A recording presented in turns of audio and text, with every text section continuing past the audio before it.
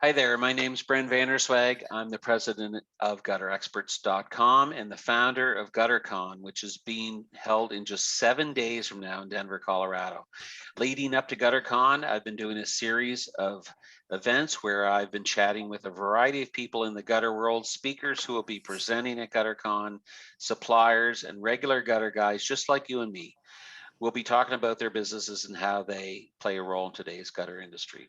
So I'd like to introduce my guest for today, Stacey Sanders with Elevating Connections, Chuck Roy with Colorado Comedy Shows, and Stephen Young with Dear Comics at the Bar.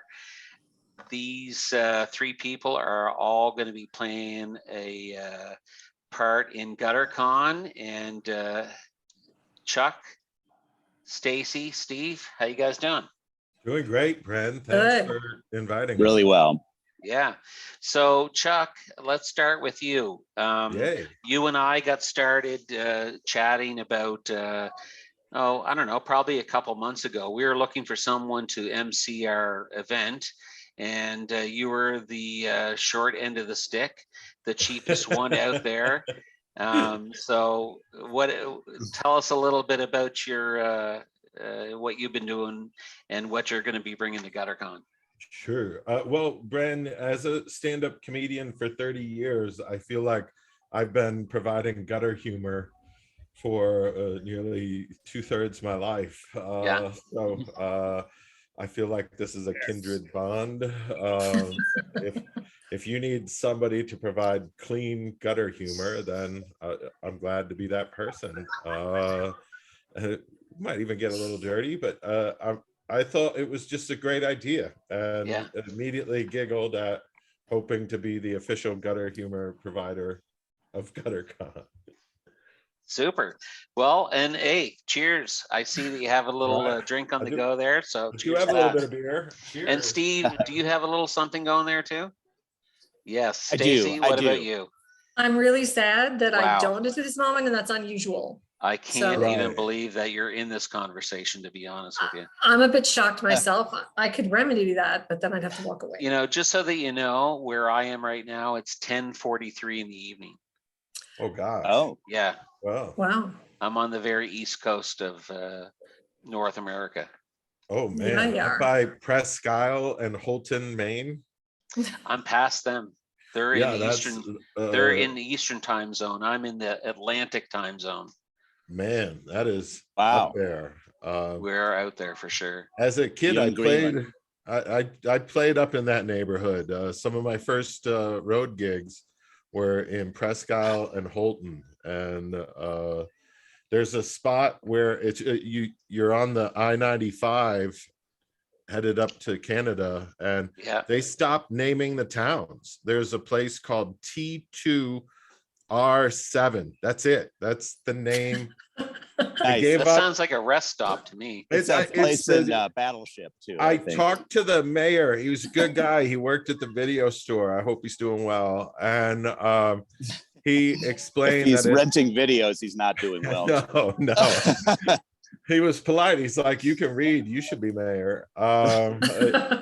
It's named after the geographic location on the map, T2 and R7. Wow. Nice.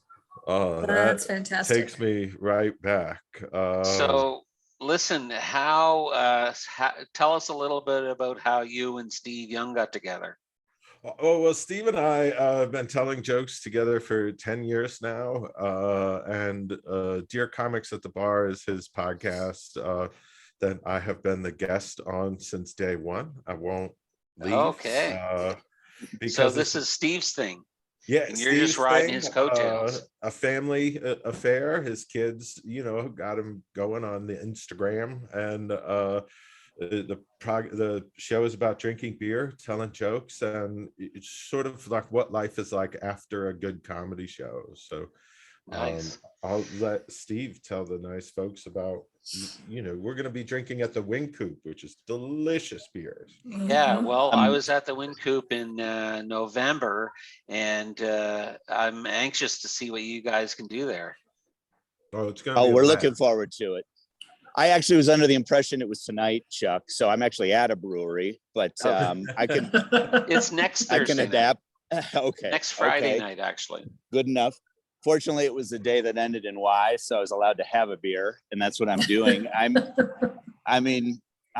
really excited about this. When Chuck told me he had a gutter con job, I didn't know what he was talking about, but I was up for that. And I just hope I don't say anything tonight that makes me a gutter ex-con. So hopefully I can We'll wait for that to happen stay out on of trouble. Saturday, Friday night. Yeah, but what Chuck is right. We one of the fun things, and there are many horrible things about doing stand-up comedy, are some of the moments backstage or right before or after a show, and some comedians are actually much funnier than on stage, and some are much less funny. And I tend to hang out with people who can do both. And so Chuck and I really have hit it off that way. And it's really been a joy, even through the pandemic, to sample craft beers, where a lot of craft breweries are, I imagine, similar to the people in the gutter business, in that they're sort of individual proprietorships working on the craft, trying to run a business and facing challenges, but also, bringing a valuable service to people. So I look forward to meeting. Look forward to meeting everybody over a beer or six. Meeting and drinking with everyone, for sure. Absolutely. So tell us a little bit about your show that you do. Like, how does it work? I understand you're certainly someone that likes beer. A little too much. Secrets out. Secrets out. Okay. No. I think, and that's a good question. Our we have no set format other than we try to help people understand that if you go into a craft brewery, there's all sorts of beers, and you should trust a little bit what they might recommend or be good at. And then we try to talk about what we like and where we might most enjoy a particular beer, because we believe there's a perfect place and time for every beer, and there's a perfect beer for every place and time. So we try to do that. And then we also tell jokes, and we give life advice, because one thing Chuck and I have learned is comedians, if there's a fork in the road, a comedian is very good at, driving off the road. So we think we're uniquely qualified to give advice that probably shouldn't be followed, but might be funny. So that's a lot of what we do. That's great advice, Steve. Awesome. How old are you? No comment. Half. It just seems like you have a lot of good advice, so you must be pretty old. I'm pretty old. Even with my surname of Young, I'm in my mid 50s. Let's put it that way. Nice. AARP is on my ass, but they're not going to get me yet.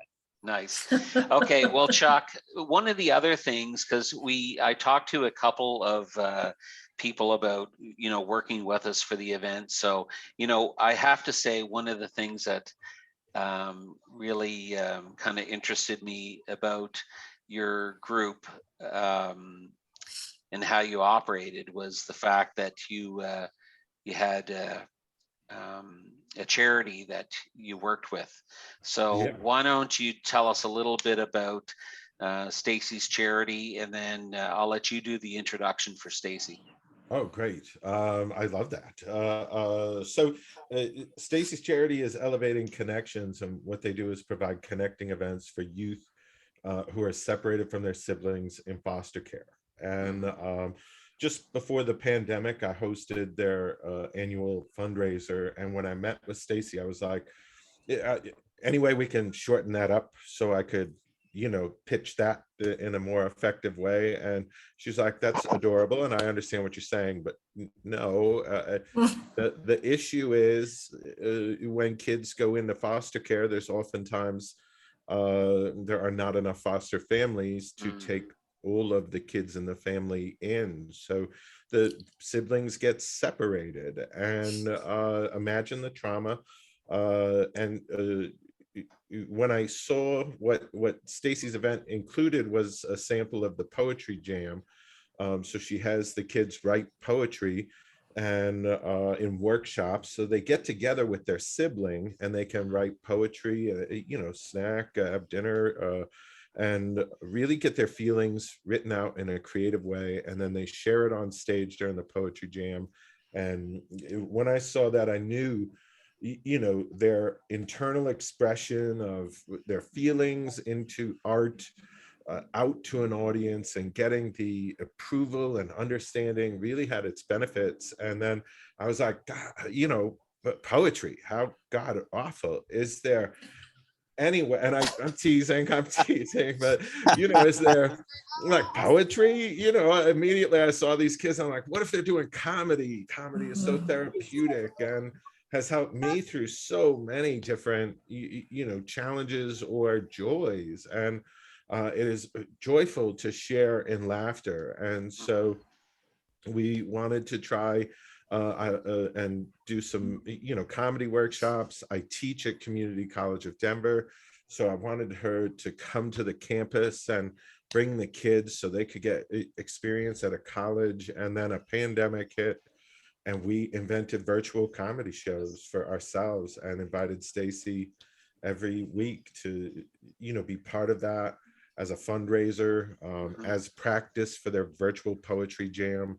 And so every week, comedians like Steve, myself, Steve had to follow Stacey's pitches all summer, all throughout the pandemic. Stacey would update us on youth in foster care. It's not always happy news, it's barely ever happy news, but we got comedians and our audience really into the idea of we're doing something good.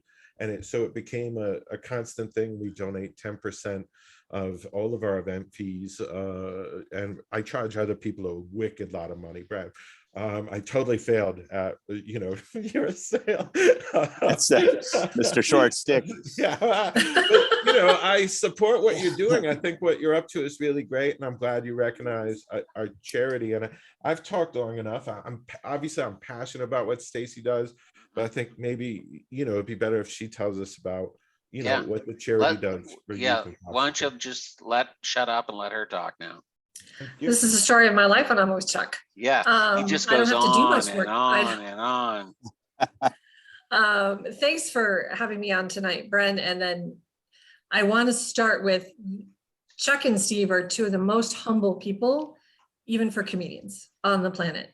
And what Chuck has done and created an organization and a comedy company to help raise funds for the work that we do. And he tells the story and what we do as well as I do. And Steve does it too on his show. And these two gentlemen talk about my work and help us raise funds, and they do it. And we had a comedy show last summer that was great, the first in-person event that we had, and we're gonna have another one. And to have two people who share our mission and are also really funny and care about the kids that we have, that we serve, I could not have conceived of this idea. And I call Chuck one of my angels on earth, and I'm not kidding about that. So I want to make sure that you all know, and I'll probably talk about this at Gutter-Con, that there are real good people out there who don't acknowledge that for themselves. So that's my job. And in addition to that, I am the founder and the executive director of Elevating Connections. And we, Chuck talked about it so well, but we started, and I've been in child welfare for over 10 years now. And when I first got into child welfare, I learned quickly that we separate siblings in foster care. And I'm like, wait, I don't understand. Excuse me? I have two sisters, and I cannot imagine being separated from them. And so over the years, if I could just jump in there, I'm the oldest of 7. Yeah. Oh my gosh. So yeah, I can't imagine that. Right. And that's what I ask people to do, because in order to even think about the impossible, for folks that aren't familiar with foster care and what happens, and that's a large portion of the communities that I talk to, think about that. You're in a home where your needs aren't being met. You might be abused by one or more parents or your care provider, but you figured out how to maneuver through your day with your siblings. And then something happens and you go home at the end of the day, or they come to school and say you can't go home. Oh, and your siblings are going elsewhere. And it's not, I want to be really clear, it's not because the system wants to separate siblings. there are some real realities to the number of kids. A sibling group of 7 would be really hard to place in one home. And so my job and the job of the organization and the volunteers that I have around me and my board of directors is to reunite the siblings at summer camp. We have a summer camp every year, Camp 2 Belong. We do connecting events throughout the year. We do advocacy and education, but it's also to work with the families. And this is something we're working towards, to understand if you can't get the kids back in the same home, then no matter what the issues are between the adults, you all need to work together for the kids. Because the trauma is as bad, if not worse, than whatever they suffered in the home, being separated from the siblings. And at the same time, we knew we wanted to work with the siblings. We also knew we wanted to work with older kids who are emancipating out of foster care without finding a permanent connection, which is hundreds of kids every year in the state of Colorado and thousands nationwide. And so we do that through our Empowering Youth Expressions program, the Poetry Jam that Chuck was talking about. And so our Poetry Jam is coming up May 25th. And we, I'm very proud to say, did not stop having it in the pandemic. We didn't stop camp either in the pandemic. We got real creative because they need the connection. So the jam, they get up there and tell their story through spoken word and song, and got some comedy workshops. And the button there, Chuck. Oh, do I have to do it? Oh yeah, there you go. And the comedy workshop that Chuck has led at a couple of our youth retreats. You're like, is there anything funny about child abuse? And the kids find a way to tell their story and own that. Because a lot of the comedians have had, that I listen to and I enjoy, have not great childhoods, or they have other issues that they talk about, and they do it in a way that makes you laugh, but also understand the issue and concern. And so we've had some youth do that, and that will be part of our fall programming quite a bit. So Stacey, how many kids get to go to this camp? It depends on how many volunteers we have. We have a very strict ratio of 2 kids to every 1 adult. Our goal is to have 50 kids every year. 50, wow. Yeah, so the most we've had was 39. So we're working towards 50 this year. Camp is the first week of August. We train our volunteers. I have a really good team. So is the struggle getting volunteers or finding kids to go to the camp? The struggle is, there's threefold, is money. That's always a challenge because it costs have gone up for camp this year because of the pandemic. It cost me about $600 per kid. So camp is about $40,000 for the week. It's also volunteers, although we're getting a stronger volunteer base, and then getting the word out to the campers and to their care providers. So I can tell you my camper applications have opened up and I've had a lot of inquiries. So it's making sure, it's a commitment. It's an amazing, amazing week for the volunteers, but I'm asking you to be there from a Saturday through a Friday. I'll write you a note for work. I'll talk to your spouses, whatever you need. But it's a commitment, and it's life-changing both for the kids and for the volunteers. I bet it is for both, for sure. Yeah, I can tell. Yeah, it's awesome. And it's done with community partners like Colorado Comedy Shows and other community partners who help me pay for t-shirts and sweatshirts and carnival night. And there's so much that goes into camp planning to make it a great week for the kids. It's one of my favorite things to do ever in my life. Wow. That's just awesome. My mother's coming down to Gutter-Con to help out, and awesome. She was a foster parent for we did it twice. We did it for I remember when I was about 7 years old, we had I'm going to say he was 4 years old probably. And he came to our family. He lived with us for a year, and she also took in a baby when the baby was just born for probably a couple months, just until found a home for the baby. So that's 7 awesome. kids wasn't enough, huh? Yeah, 7 wasn't enough. That's wow, amazing. Yeah. That's a big family. Although I guess 8 is enough, right, Chuck? Is that how that show you? Hey, Uh-huh. good one, Steve. I see it's the pun group. You love the came puns in that just come in through. time for that with the video, just to give you that 8 is enough, right? Always. Okay, well, we're excited about doing this. We have this event on Friday evening at Gutter-Con. We're going to the Wine Coop Brewery Company, and they've got a bunch of pool tables up top. You guys are going to do your little show there. I call it a little show, but how's the show going to work? Like, what are we going to do there? Steve? Well, it's going to be gigantic, actually. Oh, gigantic, really?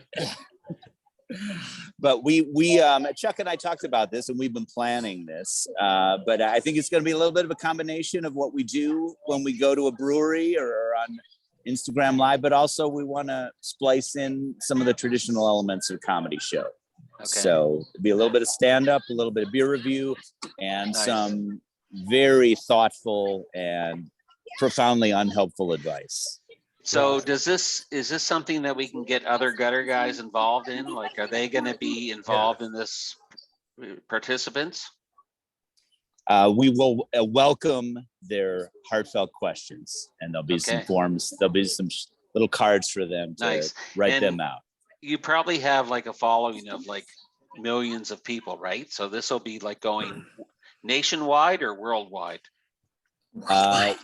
We have followers at a brewery in Kazakhstan, and I'm not even joking about that. So wow, Kazakhstan, that's amazing. It's a hell of a commute, but it's worth it for us. Yeah. Yeah. We do Kazakh stand up there. So yeah, it'll be good. Nice. Oh man. And folks can try the beers at the Wine Coop as we try them. And when they fill out, we'll hand out a form that folks can fill out and participate in the advice and beer review. And you've been to the wine Coop before, right? Yep. Yeah. So great beer, great brewery. Yeah, and good beer, good food. Good. Yeah, it's a nice atmosphere too, I think. It's great. So what about, is there a lot of beers to try there? No, nothing we can't handle. Okay. I just wanted to make sure that there would be enough for everyone to. Oh yeah.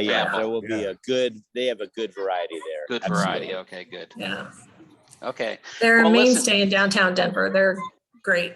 Yeah, they seem to be. For sure. Yeah, exactly. We're excited to be there. So listen, guys, I really appreciate you jumping on and doing this for me tonight. I'm going to share this with our groups, and I think it's going to be a really nice event. The New Tech Machinery, they are the company that makes gutter machines. They're one of our sponsors. So they're sponsoring the event. They're going to be there that night. So we're pretty excited about that. And I know they're going to be excited to hear that you guys are going to be there too. Oh, and Stacey, terrific. I think the charity that you're representing and running, I just hope that we can, I hope we can speak to people's hearts and it'll be a great event, I think. I don't see how it won't be. I'm super excited. We're going to laugh. There's going to be beer, and I'm going to tear at your heartstrings just a little bit. So absolutely. And with enough beer, the wallets will open. It's a magical equation. It's a magical equation. Absolutely. I appreciate the opportunity. Just even getting to spread the word about what we do is powerful. So, thank you. Okay. Well, great. Thanks again for everyone jumping on. Chuck, did you want to say Thank you. Great to meet everybody, or great to meet you, Brent, and introduce you to my friends. Okay, super. Right. Okay. That was a good gutter conversation. That's an awesome gutter conversation. And Steve? Yes. Are you still paying attention to us? I am, although a guy just almost he almost self-immolated, so it was kind of exciting. We had a little fire show here, but yes, I'm excited for next week. Steve, cheers. Cheers, likewise. You're there. Okay. Cheers. Oh.